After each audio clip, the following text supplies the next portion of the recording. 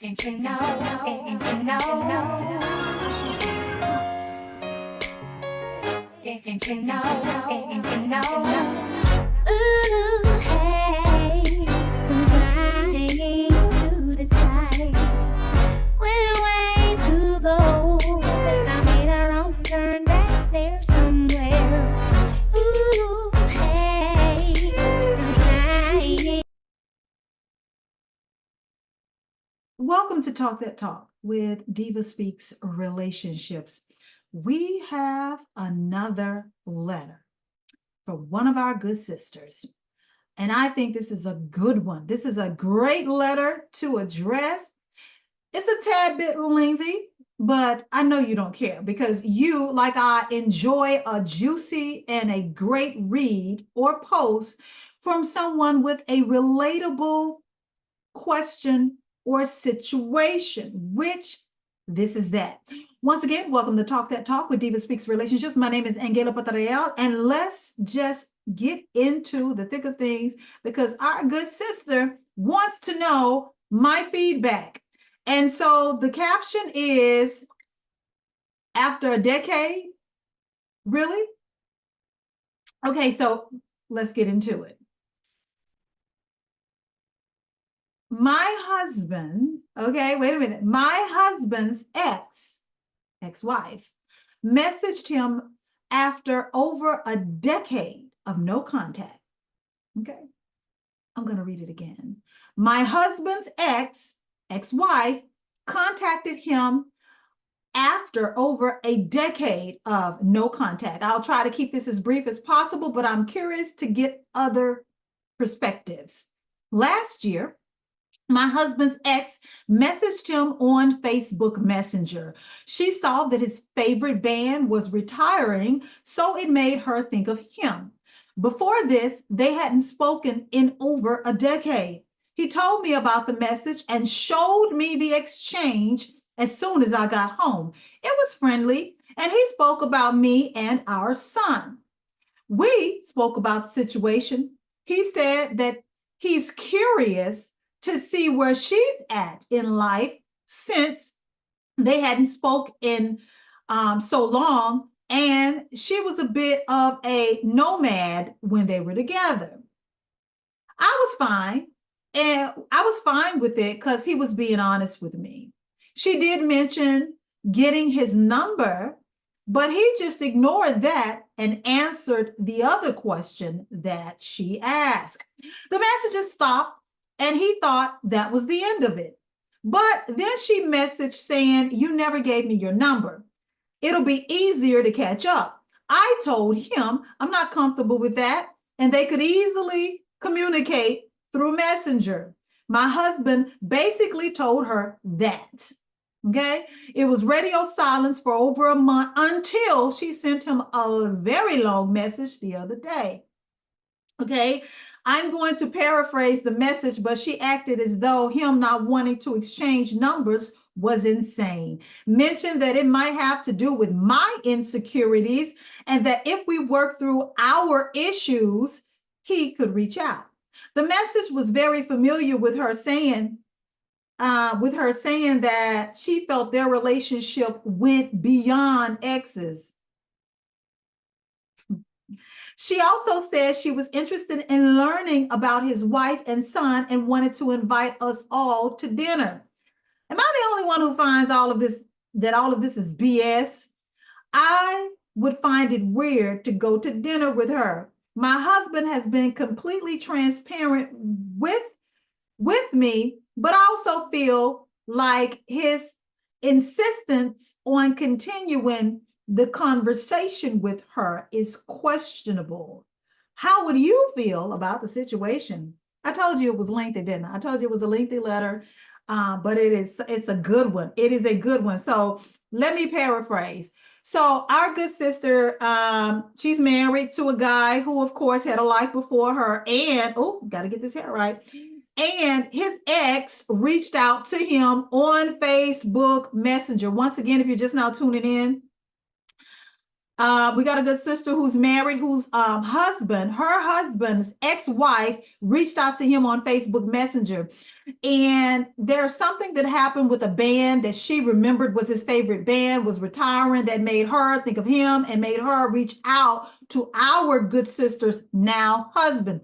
The husband came clean. Not that he did anything wrong. He told his wife, our good sister, as soon as she got home, what it was, what happened, showed her the thread, the exchange between him and his ex-wife, and she's been feeling really good about it, right? So the ex-wife during the messages said, that it would be easier for the two of them to catch up if he would just give her his number. Well, he addressed everything in the email on a messenger, but giving her his number. She then double back like, some time later and says, you didn't give me your number. And then, his wife was like, our good sister said, well, it's just as easy to catch up. If she really wants to catch up, you can just continue talking to her on Messenger. What's the big deal?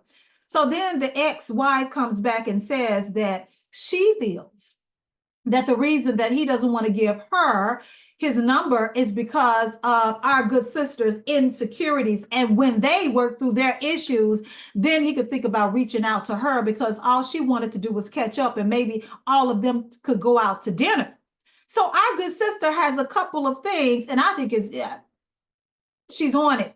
She's like, first of all, I wouldn't feel comfortable going out to dinner with her. And second of all, I'm looking at my husband real crazy. Like, why are you insistent on having the conversation with her? Why are you continuing this conversation with her? Now, early on in the letter, he did admit he was kind of curious as to find out where his ex-wife ended up in life, which I think is fair. I think that's pretty normal. I don't think that's anything to be side-eyeing, because as he remembered, she was a nomad, so he was kind of curious. And again, I'm not faulting him for that. I think that's curious. I think that's normal to be curious about someone that you were married to, or whatever the case may be. I don't want to dig too deep into that, but good sis, I would say you were on it. This ex has popped up and she has no good intentions. I believe she wants your man back. Why is she so insistent and hell-bent on getting his number and continuing a conversation, even when there's been a disconnect for over a month? Now, guys, in the letter, it says that after a month of radio silence, she then double back and she tries to pick up the conversation. So now she's focusing on, well, he didn't give me his number. Why? This woman is having regrets. She probably didn't end up where she wanted to in life. A lot of these jokers out here, get out of these relationships because they think they're going to fare well or do better than what they left, and they end up with nobody, or they end up in a worse situation. They end up lonely. They end up bitter. They end up depressed. They can fake a facade to the public, but behind closed doors, they are miserable. She seems to fit the bill because she is now fixated on her ex-husband and what he's doing with his new wife. Like, that's none of her damn business. And our good sister said, she made a good point. She was like, if she wanted to catch up, why can't you catch up on Facebook Messenger? She doesn't need your number. I co-sign that. I said, you are absolutely right. She don't need his number.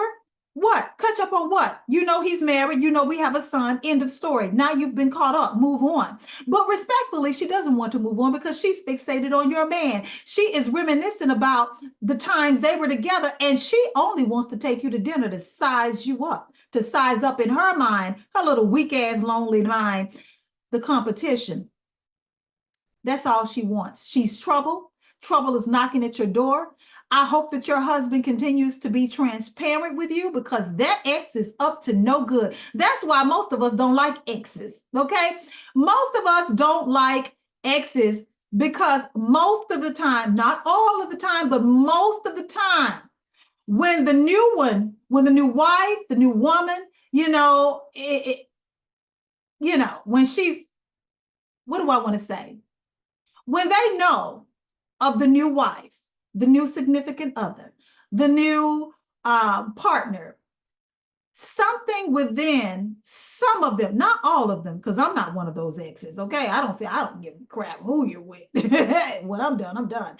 But some of them like to try to double back or come back to shake the table or come back to see if they still can, manipulate the person that you're with's life, or to see if they can get them back.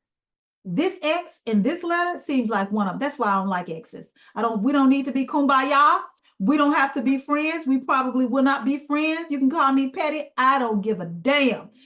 It is my belief most of these modern day exes, I'm not talking about sane, stable, of sound mind and body from back in the past, back in the day when grown-ups were being grown-ups, when, adults acted like adults, when it was over, people moved on. I'm talking about this modern day civilization filled with fools, filled with miserable people who don't know their place. Once you have ended a relationship or a marriage, they think it is their responsibility to now try to double back and try to make trouble in a new relationship that their former partner is in. This ex is one of them. I'm telling you, I believe you should continue to do what you're doing. Love on your husband. Enjoy your marriage. There's nothing really for you to do at this point. If you are asked about going to dinner with her, I would say absolutely not. This woman is looking for trouble. She just wants to size you up. She wants to see what you are about. And she is looking for cracks in the foundation.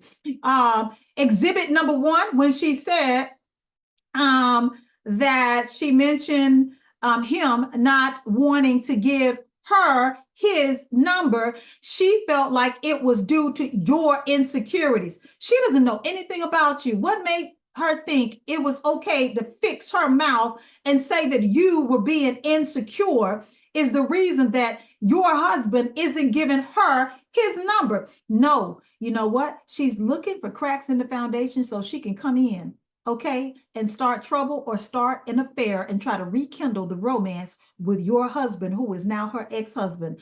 Tell that woman to move on, kick rocks. She had her chance. It's a new sheriff in town. You stand your ground and you protect your relationship. And then she says the message, she said she felt like, this is what she said, guys, this is what the lonely, bitter ex said to our good sister's now husband. She felt like the relationship that the two of them had, 10 years ago was far beyond exes. She's looking for an affair. She's looking to rekindle whatever she had with our good sister's now husband.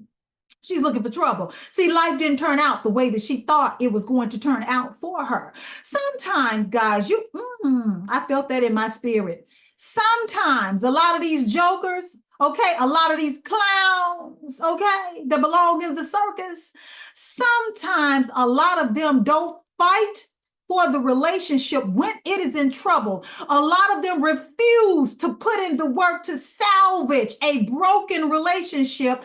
A lot of them refuse to do so because they think that the grass is greener on the other side. They think that they are worth more than what they really are. See, their egos are overinflated. And when they get themselves out there in them streets, and modern day society humbles you. It humbles them to the lowest common denominator. Then it is in their nights, their lonely nights, when they're sitting up in a bed, rocking themselves to sleep, when they're mad at the world because what they thought was going to happen for them out in them streets didn't happen. Then they want to try to double back and come back, and try to reclaim something that used to be theirs, But now a new sheriff is in town and they can't do a damn thing about it, but attempt to cause trouble, for the person that they walked out on, left, or didn't fight for. Now they want to cause trouble for that person because they're lonely and bitter, because who they thought they were, they are not. What they thought they were, they are not. And the streets has a way of humbling you and teaching you a lesson that no other can. The streets has a way of putting a mirror up to your face and letting you know you are not all that. I don't care what you thought you was, you're not. And for everything that you think you are, there are like 20 dozen others just like you. So you are not special. That is what happens a lot of times. Let me circle back and tell you once again, for those of you who didn't hear me in the back. Sometimes, a lot of the times in this modern day society, with these modern day people that we are living amongst, a lot of the times they don't fight to keep their relationships, they don't fight to keep these families together. They don't fight to keep, the relationship afloat. They don't care what happens. They don't try to salvage anything good about the relationship or the marriage. Sometimes the reason they don't is because they are running to something that they think is out there. They think they can do better. They think that they are the creme de la creme, only to find out that you are not. You never was. You never have been. You see, sometimes your purpose is within that relationship, and nobody's forcing anybody to be with nobody, okay? All of us have free will. We have the right to make choices, but sometimes it is something about them exes that want to look back at what they gave up, on what they walked away from. Honey, it is something that gets to shaking in their souls, and they can't rest because now they see their significant other or their former spouse enjoying life with someone else, a quiet and peaceful life, a life inside of a relationship not filled with drama, trauma, okay, turmoil, chaos, arguing, fighting, bickering, hate, okay, disgust. That ex that they threw away or they didn't fight for is now in a good place in life with an even better partner, with an even better spouse. And they are relieved to be in their sweet spot in life. And you have exes like the one that our good sis wrote in about that's trying to contact her husband. Oh my God, they can't rest. They can't rest because now they're looking back at something that ended years ago and they're having regrets. They're living a life of regret. So if you're just now tuning in, as I do typically on my way out of the show, I'm going to read parts of the letter of what we're talking about. So we got a good sister who's currently married to a guy who, of course, had a life before her. It happens. I had a life before, the love of my life, and the love of my life had a life before me. So my point is, all of us have a past. Most of us have exes. But let me just go back through parts of this letter. So our good sis says, last year, my husband's ex-wife messaged him on Facebook Messenger. She saw that his favorite band was retiring, so it made her think of him. Innocent enough, right? So far. Okay. Before this, they hadn't spoken in over a decade. So 10 years have passed by, over 10 years have passed by. This woman and our sister's now new husband haven't spoken in over a year, and all of a sudden she pops up out of nowhere. You can't make this shit up, okay? He told me about the message and showed me the exchange as soon as I got home. It was friendly. He spoke about me and our son. We spoke about the situation. He said that he's curious to see where she's at in life since they hadn't spoken in so long, and she was a bit of a nomad when they were together. And again, I want to repeat that. I think that's normal. I think that's natural. If you've shared your life with someone at one point in time, excuse me, and years have passed by, and for some reason the two of you speak, it's reasonable to think that you may wonder, what are they up to now? Okay, I don't see anything wrong with that. Okay, so I was fine with it because he was being honest with me. She did mention getting his number, but he just ignored that and answered the other question that she asked. The messages stopped and he thought that was the end of it. Most of us would have thought that was the end of it, right? But then she messaged saying, you never gave me your number. It'll be easier to catch up, right? Okay, so again, now he's going to go back to his now wife, our good sister, with this, that, she reached out again, demanding his phone number. Our good sis says, I told him I'm not comfortable with that. And they could easily communicate through Messenger. I love this. This is the type of woman that I am. Like, okay, you're already communicating through Messenger. What's the issue? Continue to catch up through Messenger. Why does she need your number? She doesn't need your number. End of story. Drop it. So she says that to to her husband. My husband basically told her that. Great husband. Nothing wrong with that. It was radio silence for over a month until she sent him a long message the other day. So I'm going to stop reading and I'm just going to tell you what happened. So after a month, right, of radio silence, and she still didn't get our sister's husband's number, she comes back and accuses our sister of being insecure and saying that whatever issues they're having in their relationship, they need to work through them so that she can get his number. You see how this broad is picking? She don't know anything about her ex-husband and his new wife and their marriage, but now all of a sudden she's coming out of nowhere. She has crawled from under a rock, demanding this man's number, who's happily married, got a new child, got a brand new family, a new wife, not bothering nobody. Here she comes trying to make trouble and accusing our good sister of being insecure. No, our good sister is protecting her relationship. Like, this broad don't need your number. The relationship is over. You can catch up through Messenger, since that's how she initiated the conversation. What's the problem, right? And correct me if I'm wrong, which I know I'm not. You can call through Messenger. You can make phone calls through Messenger, so she doesn't need the number. Good sis, you are within your right mind and your good mind. This woman is looking for trouble. She, in my opinion, she's looking to rekindle an affair with your husband. Absolutely. Absolutely. Her life did not turn out the way that she thought that it would. Most of the time it doesn't for them. And she's trying to double back. She's trying to double back because she wants to rekindle or see where he's at. And, you know, it's just one of those things.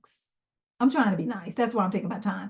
It's one of those things where I want to applaud you for the way that you are handling the situation. I'm not overlooking the fact that your question was towards the end, you're kind of getting a little bit irritated and annoyed that your husband insists on keeping the conversation going on with her, even through Messenger. Like, now you're side-eyeing him, and I think I would too. I think I would too. His reasoning for doing so, continue to have open dialogue with your husband. I don't think he's done anything wrong at this point. I think all of us would feel the way that you feel. Like, what's keeping you going and having this conversation with her? She pops up into your life, in your inbox on Facebook, out of nowhere after over a decade. So why are you keeping the conversation going? She knows you're married, right? She knows you have a son. We've started a family together. End of story. She's all caught up. What more else is there to say? Because the ex wants to take our good sister and her husband to dinner.